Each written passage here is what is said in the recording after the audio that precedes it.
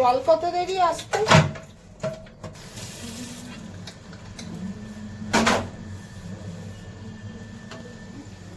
বেশি নেই, এটা আছে, এটা দেবো।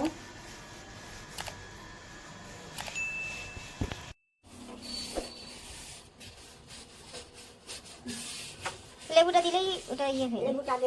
হ্যাঁ, এই পাশটা ঘষে রাখতে পারতে, এই পাশটা ঘষে রাখতে পারতে, তাহলে ইয়ে হয়ে যাবে। আজকে আমরা ফ্রিজ পরিষ্কার করছি। ফ্রিজ করা হয় বছরে 2 বার মোটামুটি হয়, এবারে অনেকদিন পরই করা হচ্ছে, যেহেতু কালকে সংক্রান্তি, চৈত্র সংক্রান্তি, এই সংক্রান্তিটা আমাদের পুজো হয়, লক্ষ্মী পুজো, লক্ষ্মী ঠাকুরকে ভোগ দেওয়া হয়। তো আমাদের ফ্রিজে খুব বেশি কিছু জিনিস থাকে না, কারণ আমরা খুব বেশি বাসি জিনিস খাই না, আর জিনিস এনে মোটামুটি খেয়ে ফেলারই চেষ্টা করি, নষ্ট করা হয় না। কয়েকটা বাজার টাজার একটু টুকটাক থাকে।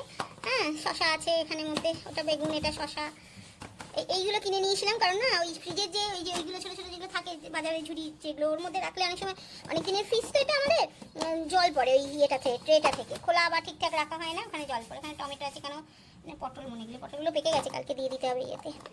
ধনে পাতা, হ্যাঁ, দুধ, বেশিটাই থাকে জল, জল বা শরবত জাতীয় জিনিসই বেশি থাকে। এই যে দেখো কত জলের বোতলে সব জল, খালি জলই খাওয়া হয় বেশিরভাগ ক্ষেত্রে।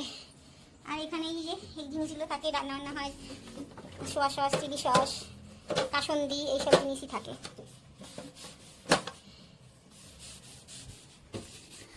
তুমি এটার মধ্যে লেবু ঘষে নিয়েছে, পাতি লেবু ঘষে নিলে গন্ধটাও যায়, আর